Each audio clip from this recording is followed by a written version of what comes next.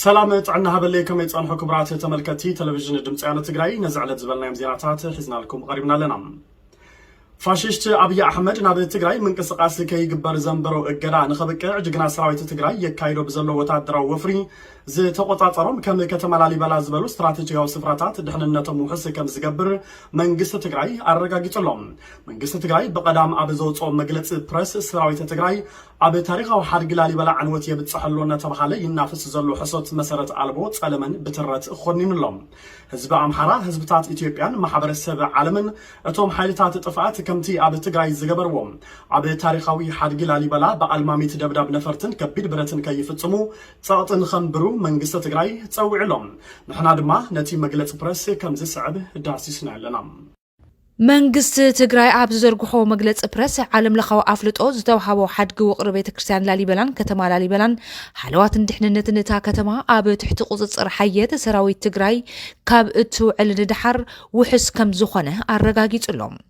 ሰራዊት ትግራይ ድሕንነት ሰላማውያን ሰባት ሓድግታትን መሰረተ ልምዓትን ውሕስ ንምግባር ኩሉ ሻዕ ውፍይን ድልውን ከም ዝኾነ መንግስት ትግራይ ዕላው ገይሩሎም ሰራዊት ትግራይ የካይዶ ዘሎ ወፍሪ ነቲ ንትግራይ ዓጊቱ ሒዙ ዘሎም ናብ ትግራይ ዝወስዱ መንገድታት ዓጽዩ ዝርከብን ሓይሊ የብጽሖ ዘሎ ጉድኣትን ከም በሓዱሽ ይፍጽሞም ዘሎ ግፍዕታትን ከብቅዕ ንምግባር ከም ዝኾነ መንግስት ትግራይ ኣፍሊጡ ሰራዊት ፋሽስቲ አቢ ኣሕመድ ባዕዳዊ ሰራዊት ውልቀ መላኽ ኢሳያስ ኣፈወርቅን ፍሉይ ሓይሊ ሚሊሻን ክልል ኣምሓራን ኣብ ትግራይ ምብራስ ዓሌት ጥሜት ከም መሳርሒ ኮይናት ምጥቃምን ሰፊሕ ዝኾነ ምፍንቃል ህዝቢ ጾታዊ መጥቃዕቲ ዕንወትን ጉሕለትን ንብረት መንግስትን ውልቀ ሰባትን ኮነኢሎም ብዝተዋደደ መልክዕ ከም ዝፈጸሙ ዘመላኽተ እቲ መግለጽ ፕረስ እዞም ወረርቲ ኣብ ኣኽሱም መስጊድ አልነጃሽን ገዳመ ደብረ ዳሞን ከቢድ ዕንወት ከም ዘብጽሑ ሓቢሩሎም ብተወሳኺ እቶም ወረርቲ ኣብ ማርያም ደንግላት ዘስካሕክሕ ጨፍጫፍ ከም ዝፈጸሙ ኣብ ሓወልቲ ሰማዕታት ትግራይ ኣብ ዓጽሚ ስዋኣት መነወር ዕንወት ጉድኣትን ከም ዘብጽሑ እቲ መግለጺ ኣረዲኡሎም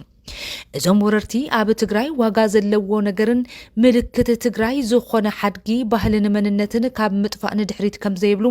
ሕሉፍ ታሪኾም ምስክር እዩ ዝበለ መንግስት ትግራይ ዕላማ ወፍሪ ሰራዊት ትግራይ ፋሽስቲ አቢ ኣሕመድ ኣብ ትግራይ ዘንበሮም ማዕገትን ዝዓጾ መንገድታትን ከብቅዕ ንምግባር ከም ዝኾነን እቶም ኣብ ክልላት ዓፋርን ኣምሓራን ኣብ ዝተቆጻጸሮም ስትራቴጂካዊ ስፍራታት ሓለዋትን ድሕንነትን ሰላማውያን ሰባትን ከም ላሊበላ ዝበሉ ታሪኻዊ ሓድግታትን ውሕስ ከም ዝገብር ኣረጋጊጹሎም በዚ መንጽር ድማ ካብ ትግራይ ወጻኢ ዝርከቡ መምሕዳራዊ መሓወራት ከም ዘየፍርስን ሓቢርዎም ከም ዝሰርሕን ዕላው ገይሩሎም መንግስት ትግራይ ንሓድጊ ላሊበላ ድሕንነቱ ከም ዝሕሉን እቲ ሓድጊ ሕዝውን ኣብ ዘተኣማምን ኩነታት ከም ዘሎን ምስ ሓበረ ሰራዊት ትግራይ ኣብ ታሪኻዊ ሓድጊ ላሊበላ ዕንወት ፈጺሙ እዩ እናተባሃለ ይናፈስ ዘሎ ጸብጻብ ሕሶትን መሰረተ ኣልቦ ወረን ብትረት ኮኒኑሎም ኣብ መወዳእታ ህዝብ ኣምሓራም ህዝብታት ኢትዮጵያን ዓለም ለኸ ማሕበረሰብን እዞም ሓይልታት ጥፍኣት ከምቲ ኣብ ትግራይ ዝፈጸምዎ ኣብ ላሊበላ ደብዳብ ከቢድ ብረትን ነፈርትን ከይፍጽሙ ጸቕጢ ንኽግበር ዘተሓሳሰበ መንግስቲ ትግራይ ግቡእ ስልጠና ዘይወሰዱ ሰላማውያን ወገናት ኣምሓራ መዝሓል ጥይትን ክኾኑ ተባሂሉ ናብ ኩናት ናይ ምጥጣቕ ኣካይዳ ህዝቢ ኣምሓራ ንክቃወም ጻውዒት ኣቕሪቡሎም ኣብ ትግራይ ዘይተገደበ ሰብኣዊ ሓገዝ ናብ ተጠቀምቲ ንኽባጻሕ ረድኤት ብነፈርቲ ንኽጓዓዓዝን ከምኡውን ሓደሽቲ ኮሪደራት ብምኽፋት ሓገዝ ናብ ተጠቀምቲ ብህፁፅ ንኽባጻሕን መንግስቲ ትግራይ ጸዊዑሎም ፋሽስቲ አብይ ኣሕመድ ወታደራዊ ስዕረት ተጎምጊሙ ካብ ትግራይ ምስ ተባረረም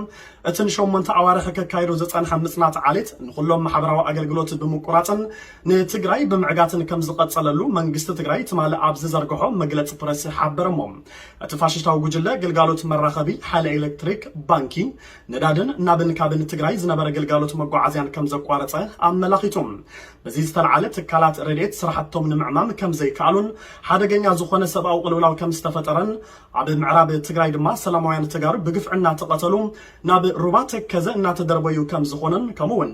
ኣብ ሙሉእ ኢትዮጵያ ተጋሩ እናተኣሰሩ ትካላቶም እናተዓጽወን ንብረቶም ድማ እናተወረሰን ምጽናት ዓሌት እናተፈጸመ ከም ዝርከብን እቲ መግለጽ ፕረስ ኣፍሊጡሎም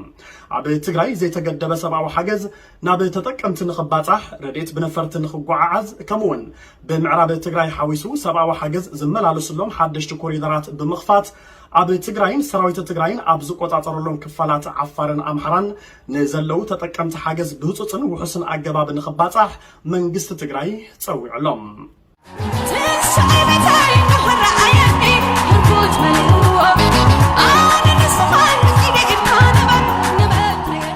ኣብዝዋና ውይይት ተፅዕኖ ነይሩ እዚ ግን ካብ መጠን ላዕሊ ደስ ኢልና ብጣዕሚ ፀሓይ በሪቑና ክንብል ንኽእልና ሓንቲ እንኳ ህይወቶም ንሳኸ ከፍሉ ንበረኻ ኸይዶም እሞ እዞም ደቅና ጀጋኑ ታሪክ ሰሪሖም ክምለሱ ከለዉ ካብ መጠን ንላዕሊ ተሓጒስና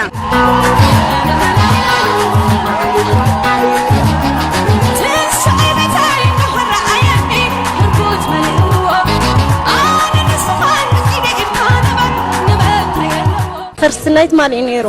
ትወደይለ ዓወት ኢለዮ ኣብ ትግራይና ክልተ ሰለስተ ግዜ ሲዕርናዮም ቀጻሉን ክስዕሮም ኢና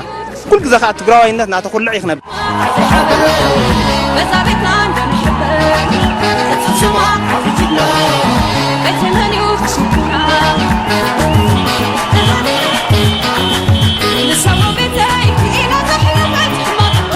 ናይ ቁጥሪ ልዕልነት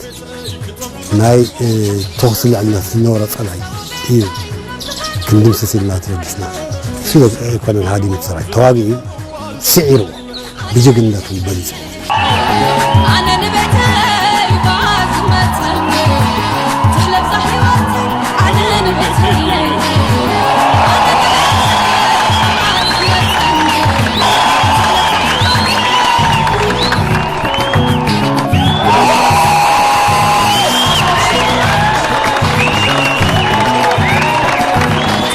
እዞም ዝጨፍጨፉና ከም ወታደር ነው እቲ ሓይሎም ተዘይደምስስናዮም ሓራኹም ዘይንወፅእ ስለ ዝፈልጥ ምስ ኩልሁ ኢድ ንምሃቡን ክዕኩም ዕድል ዘይትን ክዕም ዝብሉ ከም ወታደራት ኢድ ንክተውፅኡ በጢሱ ይሓርጉ ኢድ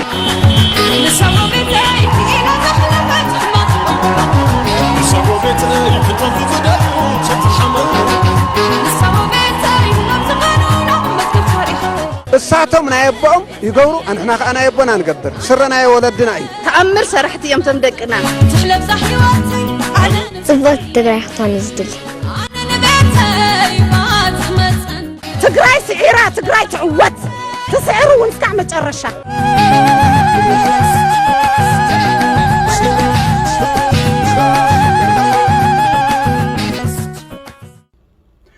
ካብ ድምፂ ወያነ ትግራይ ዜናታትና ሓዝውና ቆጸልዮም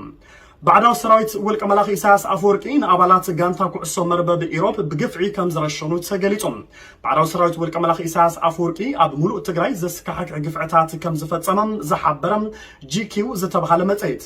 بعد سرايت أب إيروب بزحات السلامان سوات بقفعي كم زرشنن كاب مونغوتهم قديات دما تصوت جانتا كعصو مربب إيروب كم زركب ومن تصيبلهم بعد سرايت أب دروب على لدت زعمت نشومونت تصوت جانتا كعصو مربب إيروب عبد عليتنا بقفعي كم زرشنا زحبرت زينا قانتا كعصو مربب إيروب شمال تقراي بتدقاقام كم تصوعات عم ملاخيت اللهم خبر وزبانا ورجع زي سكالو جمغي تاريخ نوض جمغي وحبرنا لحسس بصلولو حلواتنا دحننتنا بقلص امن قلصنا زي طوى بحيلي منقد تقدر الناس هقرب بالحق الناس هقرب بعقلي أبي مودعتم